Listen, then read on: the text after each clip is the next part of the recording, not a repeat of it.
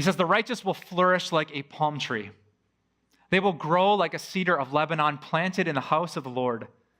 They will flourish in the courts of our God. They will still bear fruit in old age. They will stay fresh and green, proclaiming the Lord is upright. He is my rock, and there is no wickedness in him. I almost don't have to preach it, right?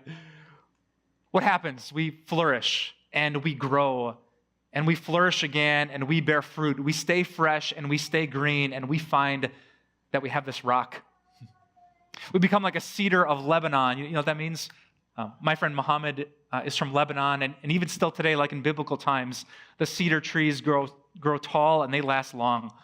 100 feet tall, some of them over 1,000 years old. The very cedars that built the temple in Jerusalem in the days of Solomon, that's what you become when you gather. And do you notice where it happens? In the house of the Lord, a place like this. In the courts of our God, a gathering like this. And did you elderly Christians notice when? Still in old age, we stay fresh and green. The metabolism slows, and the weight starts to creep up. The salt overtakes the pepper, and no one wants to hire you, but you can still be fresh in the eyes of God. If you're planted in his promises, you can still have peace and joy in your life, even if your best days seem to be behind you.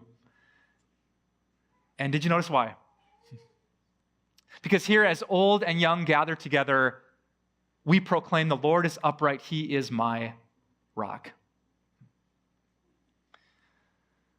There's an old hymn that says, on Christ, the solid rock I stand, because all other ground is shifting sand.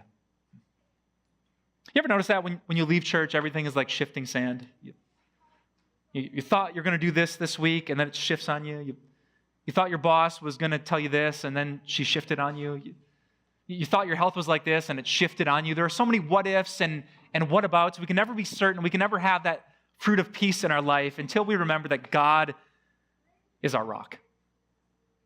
That Christ alone is our cornerstone.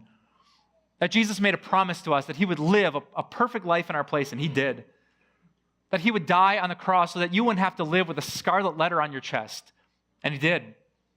That he would conquer death, so if you're this close to death, you wouldn't have to be afraid of it, and he did. That he would ascend to the right hand of God, and he would rule your city, your block, your street, your zip code, and your home for the good of his church, and he is. Out there is nothing that's certain, and no wonder we live with anxiety and fear, but here we remind each other that there is a Messiah, a Christ named Jesus, and he is faithful to every promise that he has made.